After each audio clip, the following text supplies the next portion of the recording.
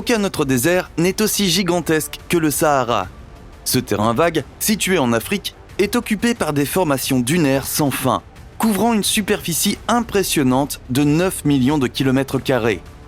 En théorie, un pays comme l'Allemagne s'insérerait environ 26 fois dans les vastes paysages sablonneux du Sahara. C'est un grand terrain.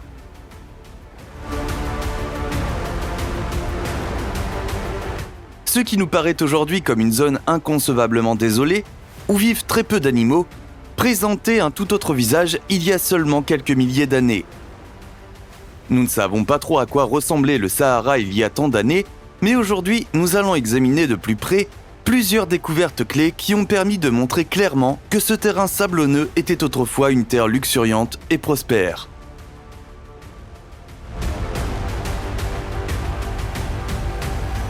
Avant d'entrer dans le vif du sujet, n'oubliez pas d'appuyer sur le bouton j'aime et d'activer la cloche de notification pour recevoir d'autres vidéos. Attendez aussi le numéro 2, vous n'en reviendrez presque pas de ces incroyables découvertes.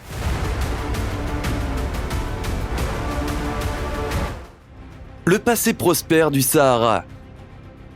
Lorsque nous pensons au Sahara aujourd'hui, nous avons immédiatement en tête des images de paysages sablonneux apparemment sans fin, caractérisés par une chaleur torride. Un regard sur les dunes du désert, tout aussi innombrables et majestueuses, nous mène à soupçonner que le Sahara a toujours été aussi sec et désert qu'il l'est aujourd'hui. Cependant, si nous remontons le temps de seulement 6000 ans, nous trouverons un paradis de savane verte et fleurie, au lieu d'un désert sec.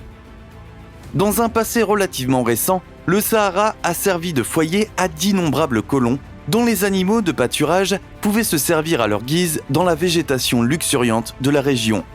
D'innombrables lacs, des pluies régulières et même un gigantesque fleuve faisaient partie du paysage normal du Sahara à cette époque.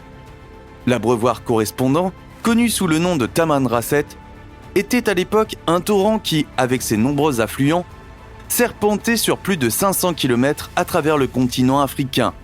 Si le lit du fleuve qui s'est asséché depuis transportait encore de l'eau aujourd'hui, il serait facilement inscrit sur la liste des plus longs plans d'eau de la planète. C'est pourquoi de nombreux premiers colons se sont également installés sur les rives du Tamanrasset.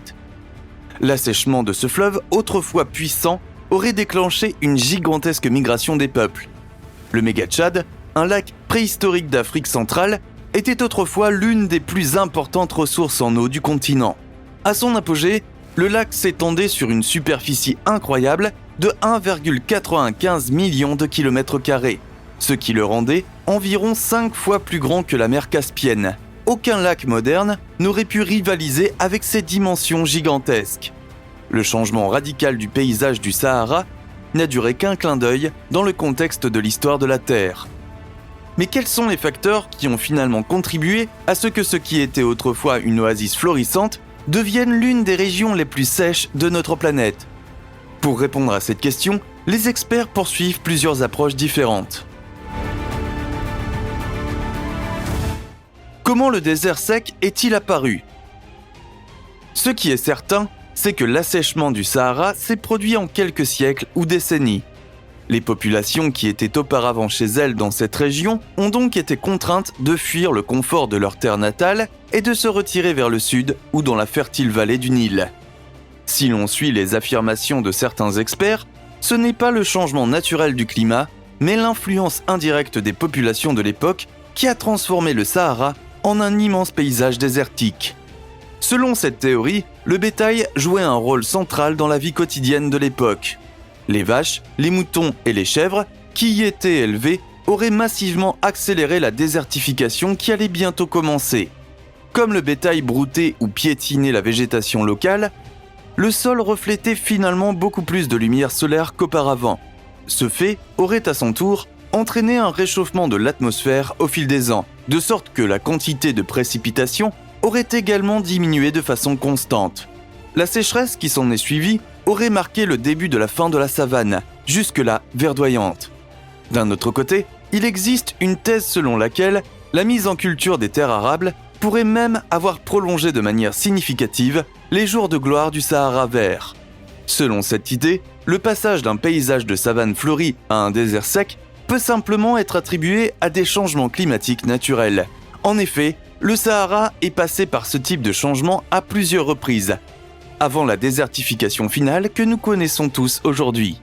A l'inverse, il est également possible que les terres arides d'aujourd'hui soient à nouveau recouvertes d'herbes vertes, d'arbustes et d'arbres dans quelques milliers d'années. Peut-être même plus tôt. Oued al-Hitan. L'évolution du visage naturel du Sahara, au fil des millénaires, apparaît clairement lorsque l'on observe le Oued al-Hitan. Cette vallée sèche, située dans le nord de l'Égypte, s'étend sur une superficie de près de 1800 km² et abrite l'un des trésors paléontologiques les plus passionnants de l'histoire. En effet, les chercheurs ont trouvé d'innombrables fossiles d'espèces de baleines préhistoriques dans ce qui n'est pratiquement plus qu'un sol sec et poussiéreux. Il y a environ 40 millions d'années, la région était recouverte par l'océan Tethys. Cette vaste et gigantesque mer a fini par disparaître lorsque l'Inde et l'Afrique sont entrées en collision avec l'Eurasie. Avant cela, cependant, l'océan Tethys avait servi de foyer permanent à une grande variété d'habitants sous-marins. Jusqu'à présent, les chercheurs ont réussi à récupérer 250 de ces vénérables spécimens dans la vallée des baleines. Plus précisément, elles contenaient les restes fossilisés des légendaires Dorudon et Basiloruss. Le Basiloruss, également connu sous le nom de lézard royal, s'est éteint il y a environ 35 millions d'années, si l'on en croit les techniques scientifiques modernes. La forme de son corps imposant, d'environ 18 mètres de long, faisait penser à un terrifiant serpent géant. Selon toute vraisemblance, l'espèce éteinte chassait régulièrement les poissons préhistoriques et les petits mammifères marins. Mais le Dorudon sait aussi nous fasciner par sa forme unique. En fait, il était un parent direct du lézard royal. Toutefois, avec une longueur ne dépassant pas 5 mètres, ces premières baleines étaient nettement plus petites que leurs contemporains à venir. Les fossiles découverts dans le Sahara égyptien revêtent une importance exceptionnelle dans les rangs des chercheurs car ils permettent d'observer l'ascendance des baleines sur les animaux terrestres. Ainsi, les restes des pattes arrière sont encore visibles sur les restes des anciennes baleines, tandis que la forme fuselée du corps était déjà parfaitement adaptée à la vie dans l'eau. Les anneaux de Clayton.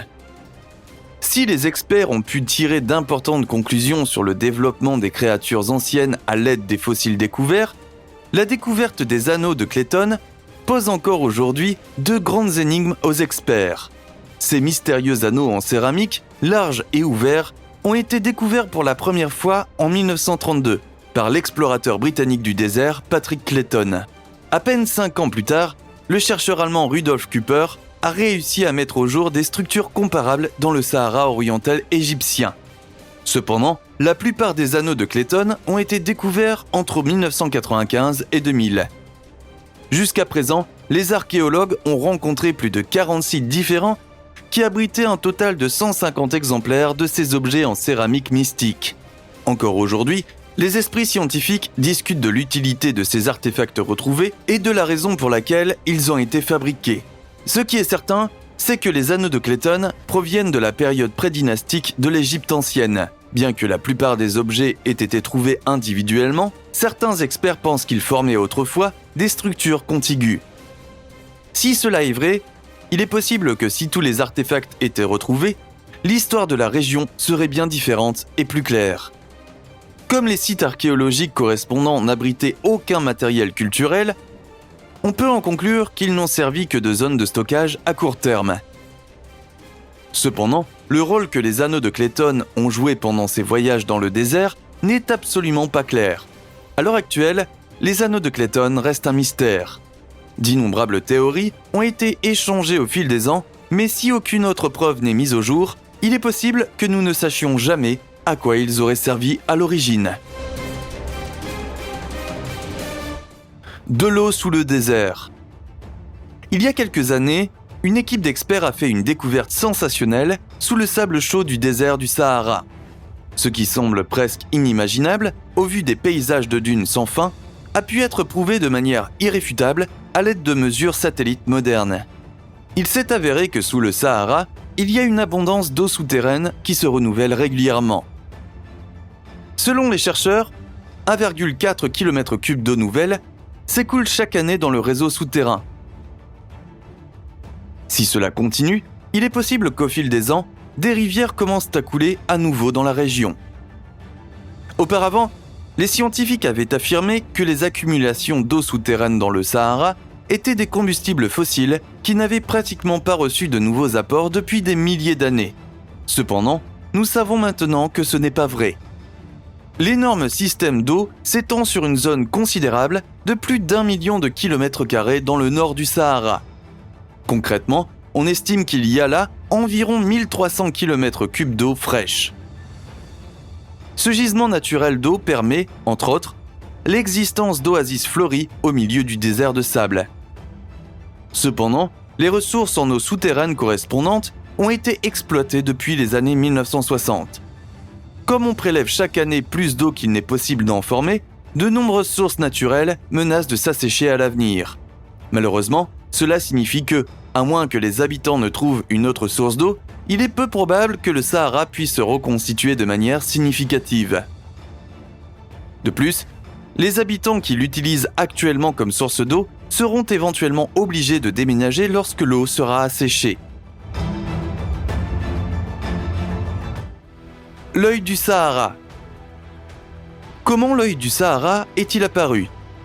Cette structure géologique énigmatique, située en Mauritanie, a posé de nombreuses questions aux experts au cours d'innombrables décennies. Les anneaux en forme de cratères ont un diamètre impressionnant allant jusqu'à 45 km, tandis que les parois environnantes ne dépassent que de quelques mètres au-dessus du sol. Au début, les chercheurs ont soupçonné que l'œil du Sahara, également connu sous le nom de structure de Richat, avait été créé à la suite d'un impact de météorite. Cependant, le fait qu'aucune roche d'impact n'ait été trouvée au point de collision présumé va à l'encontre de cette thèse. D'autres théories se basent sur l'hypothèse que l'œil du Sahara s'est formé suite à des explosions volcaniques. À cela s'ajoute l'idée que la structure énigmatique résulte d'une érosion naturelle. En fait, la structure du paysage est si grande qu'elle peut même être vue de l'espace. Pour cette raison, l'œil du Sahara a déjà servi de point de référence important pour certaines missions spatiales. Toutefois, il existe une théorie encore plus étrange, qui est étayée par de nombreuses preuves. Cette théorie n'est en aucun cas nouvelle, mais récemment, un YouTuber dont le nom de chaîne est Bright Insight a proposé une théorie selon laquelle l'œil du Sahara pourrait avoir été l'emplacement de la cité perdue de l'Atlantide. Selon cette théorie, l'œil du Sahara correspond à toutes les descriptions fournies par Platon lorsqu'il a rencontré la ville il y a des milliers d'années. La légende raconte que la ville a fini par être inondée et consumée par l'eau. Si cela est vrai, il y a probablement d'innombrables artefacts anciens enterrés dans le terrain sablonneux. Bright Insight suggère qu'il vaut la peine d'explorer et de fouiller la zone pour essayer de mieux comprendre ce qu'est cette structure bizarre. Selon sa théorie, la plupart des grandes formations que l'on peut voir sur les images satellites de la région montrent qu'il existe d'importants dépôts de sel dans le sable.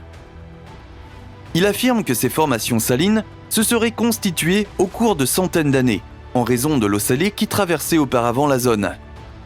Il est tellement convaincu de l'exactitude de sa théorie qu'il a même offert une récompense de 10 000 $ à toute personne capable de se rendre dans la région et d'y chercher des arêtes de poissons ou d'autres objets.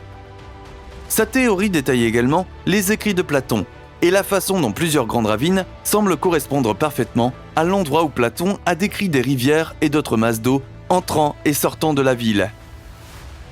Platon a également affirmé qu'il y aurait eu des masses d'eau salée et d'eau douce dans la région, ce qui semble avoir été vrai également. Cette théorie a été débattue par de nombreux chercheurs historiques classiques, comme Graham Hancock. Cependant, personne n'a été en mesure de réfuter complètement cette théorie. Selon toute vraisemblance, l'œil du Sahara pourrait bien être le lieu de repos de milliers de personnes qui ont péri dans le déluge qui a emporté la cité perdue de l'Atlantide. Si une telle cité a vraiment existé il y a tant d'années. Alors les amis, à vous de jouer. Quel fait concernant le Sahara vous a le plus surpris ? Connaissez-vous d'autres découvertes extraordinaires qui ont été faites dans le désert ? Nous nous réjouissons déjà de vos commentaires. Prouvez-nous que vous avez apprécié la vidéo d'aujourd'hui en laissant un pouce bleu. Abonnez-vous à la chaîne et cliquez sur la cloche de notification pour rester à jour. Merci beaucoup de nous avoir suivis. Nous vous retrouverons dans la prochaine vidéo.